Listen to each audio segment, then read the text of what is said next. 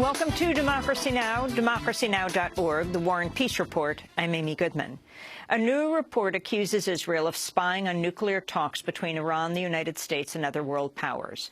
According to the Wall Street Journal, the White House learned of the spying last year, shortly after the negotiations opened. Citing unnamed U.S. officials, the Wall Street Journal said the White House was not upset by the spying as much as by Israel's decision to share inside information from the talks with U.S. lawmakers as part of a campaign to derail the talks. Israel's denied the allegations, which come as the Obama administration's already criticizing Israeli Prime Minister Netanyahu for his pre-election vow to block a Palestinian state. On Monday, White House Chief of Staff Dennis McDonough reaffirmed the U.S. commitment to the two-state solution. In the end, we know what a peace agreement should look like. The borders of Israel and an independent Palestine should be based on the 1967 lines with mutually agreed swaps. Each state needs secure and recognized borders, and there must be robust provisions that safeguard Israel's security. An occupation that has lasted for almost 50 years must end. Prime Minister Netanyahu has tried to walk back his disavowal of the two-state solution. On Monday, he also sought to walk back his Election Day warning Arab voters were flocking to the polls in droves. I know that the things I said a few days ago offended Israel's Arabs. I had no intentions for this to happen. I regret this.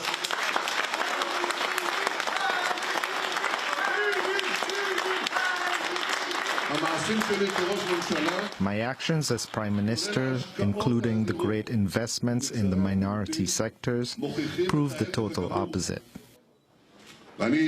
Equally, I think it's forbidden that any foreign body will intervene in the process of our democracy. Afghan President Ashraf Ghani is expected to request a longer tenure for U.S. troops in Afghanistan during a White House meeting with President Obama today. Obama's vowed to remove half the 10,000 troops currently in Afghanistan in coming months, and all but 1,000 by the end of his term in early 2017.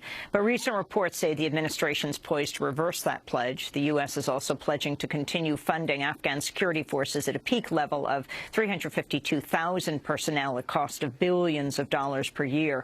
The talks come as gunmen in eastern Afghanistan attacked vehicles on a highway, killing 13 people, and as protests have erupted over the mob killing of a woman in the capital, Kabul.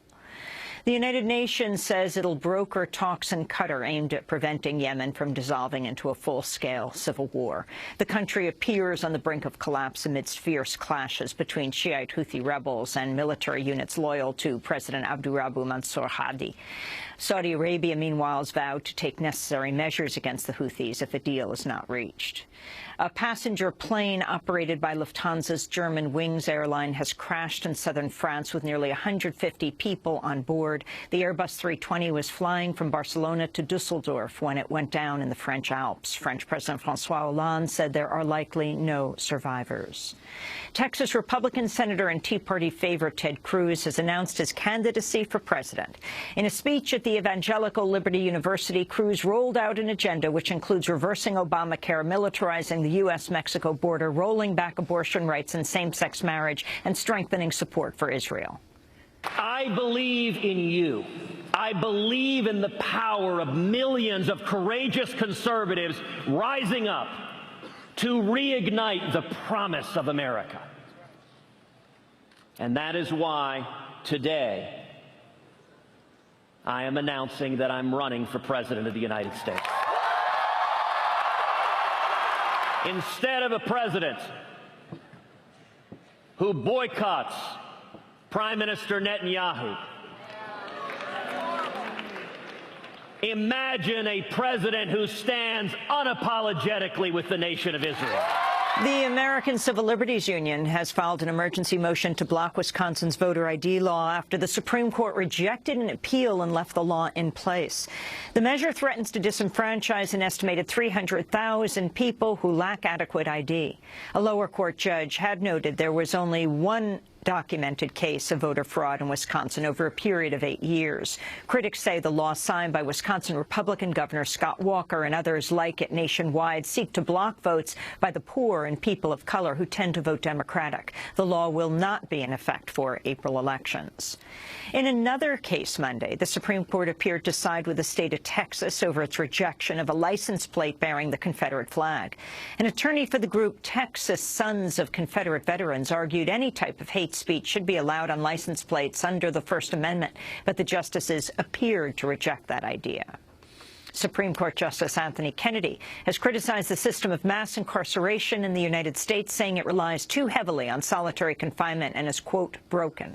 Kennedy, seen as the most moderate voice on the court and often a key swing vote, made the comments before a House panel. We had a case come before our court a few weeks ago. The prisoner had been in an isolation cell, according to the attorney. I haven't checked it out, for 25 years. Solitary confinement literally drives men mad. Even Dr. Manette had his workbench and his cobbler's tools in Tower 105 North, and even he lost his mind. And we simply have to look at this system that we have. We haven't given nearly enough study, nearly enough thought, nearly enough investigative resources to looking at our correction system. In many respects, I think it's broken. An Arizona woman who spent 22 years on death row has seen the murder charges against her dismissed.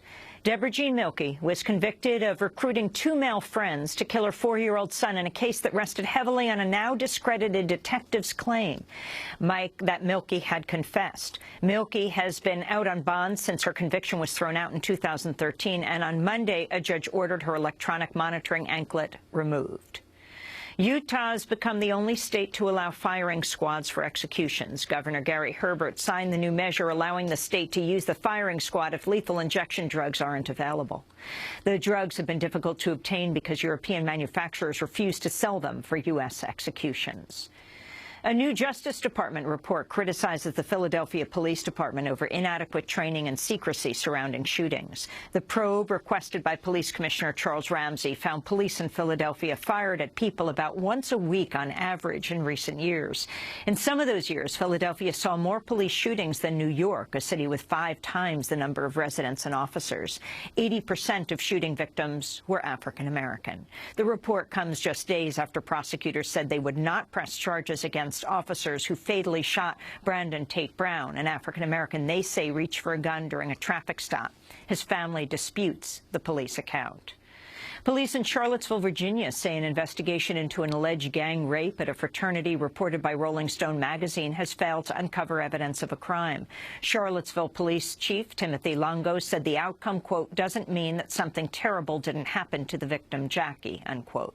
Rolling Stone has acknowledged discrepancies in details described by Jackie, who did not participate in the police investigation.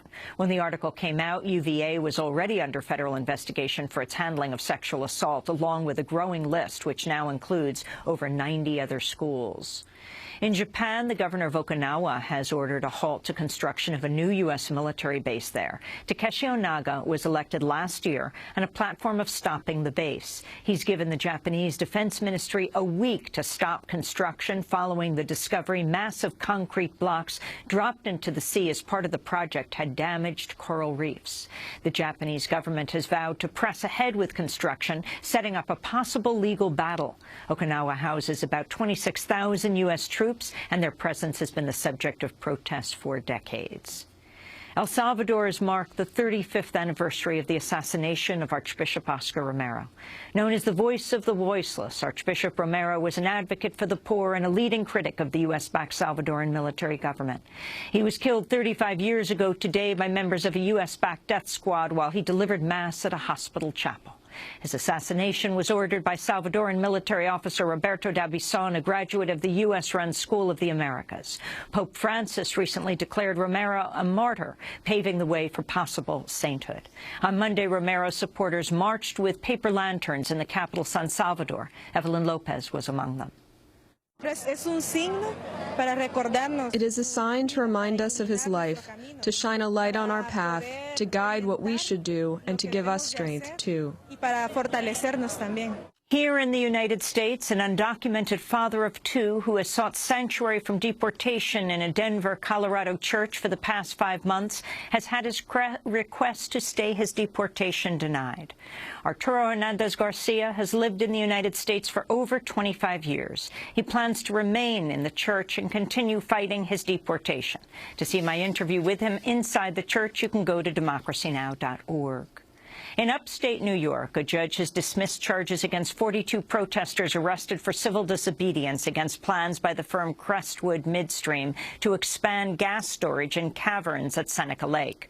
According to the group We Are Seneca Lake, Judge Raymond Berry dismissed the charges, quote, in the interests of justice, and commended the protesters, saying, quote, I'm very proud of you. You had a cause and you fought for it to the best of your ability. Another 100 protesters arrested as part of the campaign will also see their charges dismissed. And the author Naomi Klein and investigative journalist David Sirota have jointly won the 7th annual Izzy Award presented by the Park Center for Independent Media and named for legendary dissident journalist I.F. Stone. The judges praised Klein's groundbreaking book, This Changes Everything, Capitalism versus the Climate, and David Sirota's exposés on corruption in the pension system.